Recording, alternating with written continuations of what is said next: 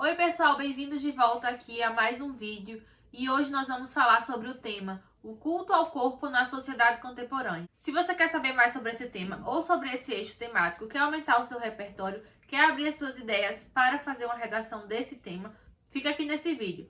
Já aproveita, se inscreve no canal, ativa o sininho de notificação, assim você fica sabendo sempre que tiver vídeos novos por aqui. Me segue lá nas redes sociais, no meu Instagram e no Instagram do projeto, para você poder interagir e ver as novidades. Já curta e compartilha esse vídeo para todos os seus amigos poder também ter acesso a essa informação. E é isso, vem comigo!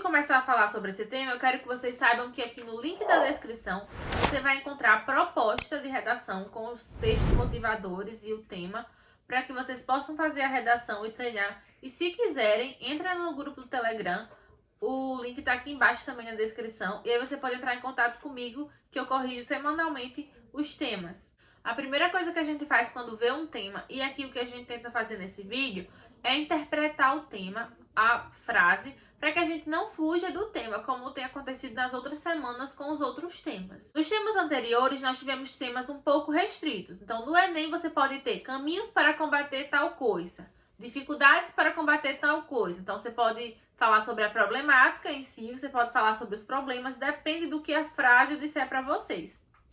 No tema da semana passada, a gente estava falando sobre os impactos da fake news. E muita gente escreveu sobre as causas ou os fatores que tornam as fake news de difícil resolução. E muita gente perdeu muito ponto porque fugiu do tema. O tema dessa semana já é mais abrangente, no sentido que a frase é muito aberta. O culto ao corpo na sociedade contemporânea. Então você vai poder falar sobre as causas, você vai poder falar sobre as consequências, sobre a evolução histórica sobre isso, você vai falar do que você quiser. É igual o tema do ano passado, que era a democratização do cinema. Então, você poderia falar por que a democratização ela não alcança as pessoas, o que isso causa na vida das pessoas, como resolver essa problemática e tudo mais. Vamos começar então, como sempre, falando sobre a tese e o que vocês podem colocar no seu contexto para enriquecer essa tese. Nós vemos aqui que nós temos 3 caminhos basicamente para seguir o texto, a tese. Vocês sabem que a tese é a frase que vai nortear o texto inteiro. É aquela frase que você coloca lá na introdução que você vai ter que provar que ela é verdadeira. Todos os seus argumentos vão ser para provar que essa tese é verdade, para o leitor ser convencido. O que você pode O que você pode colocar na sua tese? Você pode seguir o caminho de que a pós-modernidade, essa idade contemporânea que nós estamos, ela intensificou e trouxe essa cultura do corpo perfeito. Essa é uma tese possível. Lembrando que aqui são sugestões, você pode usar uma argumentação ou um contexto que eu trouxe em um lugar e usar com outra coisa, em outro argumento que eu dei, em outro contexto, se encaixar. São só ideias, eu separei como eu acho melhor. O primeiro contexto que você pode usar é o da Revolução Industrial. Vou trazer ele aqui de novo para vocês entenderem que ele é coringa e se vocês não lembrarem de mais nada, ele vai salvar vocês, como já me salvou muitas vezes. A Revolução Industrial permitiu que a indústria produzisse coisas em massa, produtos em massa. Assim, a indústria cosmética ela ganhou muito sentido e muita força também. Então, a partir da Revolução Industrial, além de você ter o surgimento das grandes mídias que influenciam sobre a tendência, o estereótipo de corpo, você também tem as grandes indústrias produzindo em escala e precisando convencer as pessoas a usar aqueles produtos. Outro contexto que você pode usar é a questão da mídia. A mídia ser muito acessível nos dias de hoje. Nesse período que nós vivemos, a mídia é encontrada em qualquer lugar, nas redes sociais, pela internet, pela televisão, pela rádio. Você vai ter propagandas, você vai ter acesso a várias coisas que chegam a várias pessoas ao mesmo tempo. Então, você tem uma tendência de influenciar as pessoas, de as pessoas começarem a ficar no mesmo estereótipo. Por isso, vocês podem usar que esse avanço da mídia está participando da vida das massas, influenciou sim nas características dessa população. Se você for seguir ainda por esse caminho de que o período contemporâneo que a gente vive trouxe à tona essa questão muito forte, você pode usar também a questão do Renascimento. O Renascimento que marcou ali o fim da Idade Média, o início da Idade Moderna, nós estamos vivendo a pós-modernidade. O Renascimento, ele traz o culto à forma, o culto ao homem como centro, o antropocentrismo, e a forma perfeita. Ele retoma alguns conceitos da antiguidade grega, que é esse culto às formas perfeitas. O outro caminho que você pode seguir para a argumentação é mostrar que esse culto ao corpo, a padrões de beleza, sempre existiu na história da humanidade. Ele apenas foi evoluindo, os padrões foram apenas sendo alterados. Cada época tinha seu padrão, mas ele existe desde as primeiras sociedades, quando você fala, por exemplo, da antiguidade. Grécia e Roma, principalmente Grécia, aquele período que a gente chama de helenístico. Trazendo essa linha de argumentação, você pode trazer a própria antiguidade clássica, grega, greco-romana, né? Nesse contexto, falar que desde essa época você já tem esse culto ao corpo. Você também pode utilizar aqui vários mitos, mitologia grega, deusas. Eu trago aqui um que eu sempre uso nesse tipo de redação, que é a questão de Narciso, e eu acho que é muito pertinente para esse tema. Narciso é um jovem filho do deus do rio Cifiso e da ninfa Liríope. Esse jovem, assim que nasceu, um oráculo falou para ele que ele ia ser muito bonito, muito cobiçado, todas as mulheres iam correr atrás dele, que ele ia ser muito exuberante. Só que ele nunca poderia olhar no espelho, porque essa ganância, essa vaidade dele ia ser a sua ruína. Um dia, então, uma ninfa se apaixona por Narciso. Só que ele está muito ocupado, apaixonado pelo seu próprio reflexo que viu nas margens de um rio. A ninfa, então, sendo rejeitada, lança um feitiço, onde Narciso nunca mais vai sair dali. Então, ele definha, ele deixa de fazer as suas necessidades, de se alimentar, de todas as suas necessidades fisiológicas, beber água. Ele deixa de fazer tudo porque ele não consegue parar de olhar para o seu próprio reflexo. Isso faz ele ir até a morte. Por isso, o Narciso é um exemplo muito bom para a gente trazer no contexto desse mito. Curiosidade, é dele que vem a palavra narcisista, aquela pessoa que só pensa em si mesma, egoísta, que se acha mais do que os outros, tem complexo de Narciso, ou seja, a pessoa acha que é superior a todo mundo e não tá nem aí para ninguém. Um terceiro caminho argumentativo é mesclar essas duas teses, né? Essas duas vertentes. Você dizer que sim, veio desde antes, mas que agora se intensificou depois do processo da pós-modernidade e do Renascimento. Nesse caso, você pode combinar o contexto da Grécia Antiga, da Antiguidade Clássica, com, por exemplo, o Renascimento. Você pode começar falando que na Antiguidade Clássica já existia esse culto ao corpo, que foi retomado no Renascimento e perdurou até agora a contemporaneidade. Nessa tese também, você pode trazer no contexto aquela questão das mudanças de padrão de beleza, que sempre existiu, mas em cada década, em cada período, foi mudado. Por exemplo, antes dos anos 80, as mulheres que eram consideradas bonitas, o corpo perfeito era um corpo cheio de curvas. Depois dos anos 80, com o surgimento das top models, dos desfiles de passarela, você já tem o contrário. Você tem o padrão de beleza sendo mulheres muito magras e muito altas. Você tem esses três caminhos. Você pode falar que toda essa contemporaneidade, toda essa tecnologia e as mídias fazem com que hoje você tenha tudo isso, todo esse padrão, esse estereótipo que dá esse culto exagerado ao corpo. Você pode falar que isso é uma coisa que vem desde o passado, que não é de agora, então não adianta falar que é um assunto novo, porque não é uma coisa que é inerente à sociedade, ou você pode falar os dois. Você pode falar que vem desde antes, mas que hoje foi intensificado com essas novas tecnologias e as mídias. Esse é o melhor argumento, eu acho, porque fica bem completo. Vamos agora entrar para a questão da argumentação. Quais possíveis coisas eu posso trazer nesse argumento? Aqui no argumento você também tem caminhos diferentes. Você pode trazer as causas desse problema, por que as pessoas têm esse culto tão exagerado ao corpo hoje em dia e sempre tiveram, o que é que causa isso?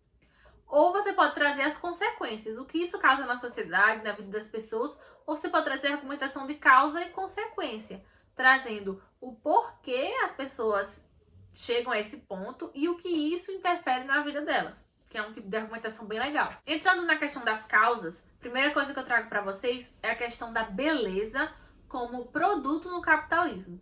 Ou seja, a beleza, o corpo, as formas, que deveria ser algo vital, algo que deveria representar a saúde, ela passou a ser um bem capitalista. Ou seja, capitalismo usa de diversas formas de mudar o corpo da pessoa, de cremes, de produtos, várias coisas que o capitalismo vende, lucra em cima disso, quando você está falando de saúde das pessoas. Então você esquece que a questão física também tem a ver com a saúde, desvincula isso da saúde e vincula a uma questão capitalista. Então, quanto mais as pessoas quiserem se adequar à estética perfeita, mais certo grupo de pessoa lucra. Aí você também tem uma vinculação errada. Você conta com o auxílio da mídia também para poder vender produtos e vender que aquele físico, aquela forma escultural é sinônimo de saúde. E não é.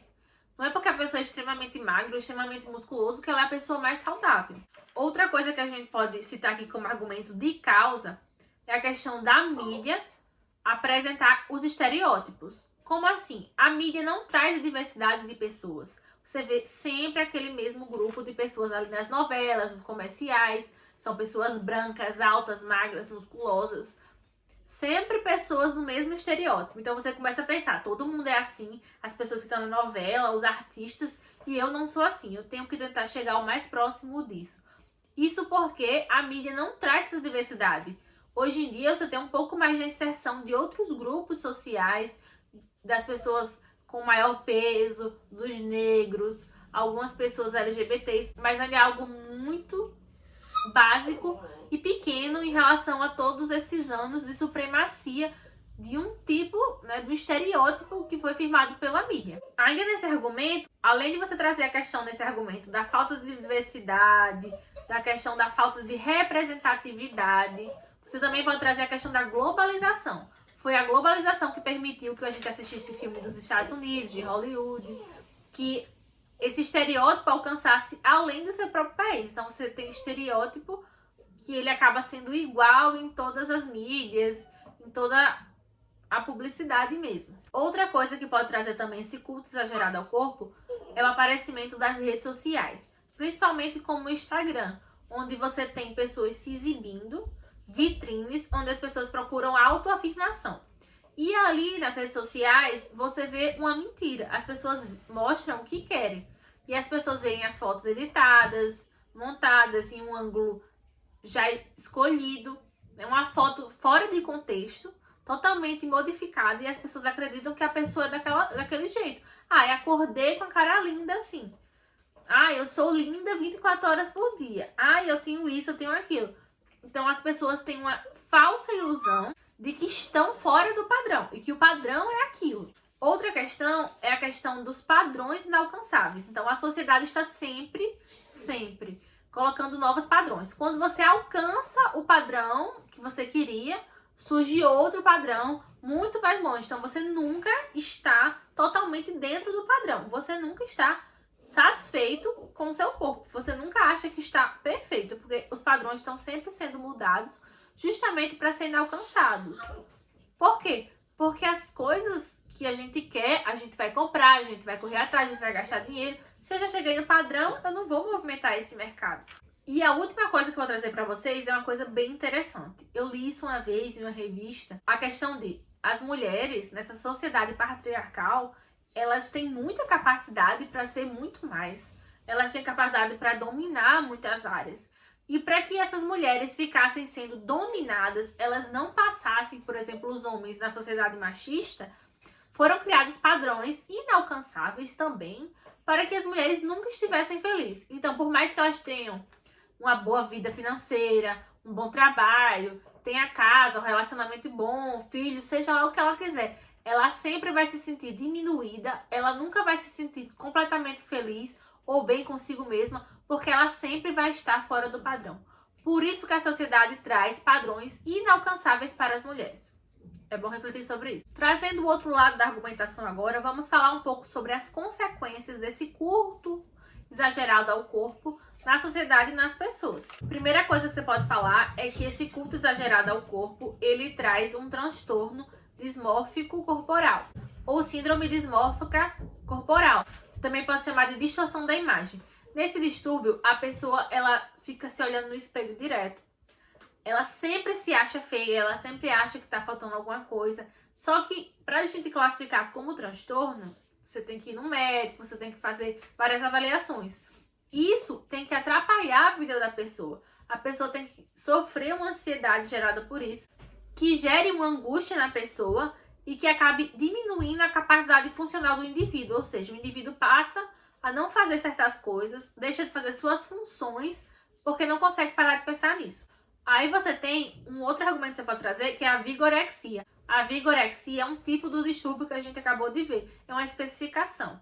Na vigorexia, diferente da bulimia, da anemia, que você tem pessoas querendo o padrão magro, são pessoas que se acham fracos, pequenos e poucos musculosos. Então, eles vão à academia de maneira exagerada porque eles se acham muito pequenos, querem ter vigor físico. Aí a gente também tem os distúrbios alimentares, distúrbios nutricionais, que você pode trazer como referência, como exemplo, ou a bulimia ou a anorexia, que vocês sabem mais ou menos o que é. É só pesquisar também. A bulimia, quando você come muito e vomita depois, provoca o vômito, e a anorexia, quando você não come de jeito nenhum. Outra coisa que você pode trazer é que esse estereótipo inalcançável e essa busca por ele traz esses altos índices de depressão que a gente tem hoje em dia. É um dos fatores muito relevantes para isso, sim, podendo levar ao suicídio também, que temos altas taxas nos dias de hoje. Para finalizar, vamos ver possíveis intervenções. Aqui eu trouxe 2 possíveis agentes, a mídia e o governo. Nesse caso, eu acho que a mídia tem um papel bem importante para essa problemática. Eu nem gosto muito de trazer a mídia aqui como agente, porque eu acho que o governo ele tem mais essa preocupação e ele tem esse dever. Mas nesse caso, eu acho que a mídia é muito importante. Então eu trago que a mídia pode trazer campanhas publicitárias, pode trazer pessoas diferentes, campanhas com pessoas de outros padrões, de outros tipos, diversidade para suas campanhas. Também pode trazer vários programas que tragam à tona debates com médicos, psicólogos, nutricionistas, psiquiatras, pessoas que possam debater sobre isso e seja um diálogo que todo mundo tenha acesso, para que elas entendam a real importância de se pensar nesse problema, de ter essa solução, o que é saúde, o que não é e tudo mais, esclarecer todas as dúvidas. A questão da diversidade que eu falei é muito importante, trazer pessoas reais para a televisão, pessoas reais para as revistas, não pessoas que são exceções, pessoas que estão ali porque fizeram cirurgias plásticas, porque se matam para isso, pessoas que não são as pessoas que a gente encontra na rua. O que é que o governo pode fazer? Eu acho isso muito importante. O governo precisa trazer acompanhamento psicológico, psiquiátrico e da nutricionista para todo mundo. Isso é muito importante. Isso precisa chegar às pessoas. Tem o SUS? Tem. Mas é acessível a todo mundo? É fácil? Não. Isso precisa ser acessível. Isso precisa ser para todo mundo. Se todo mundo pudesse passar pelo menos uma vez a cada período estipulado por um nutricionista, por um psicólogo, isso evitaria muitos problemas sociais.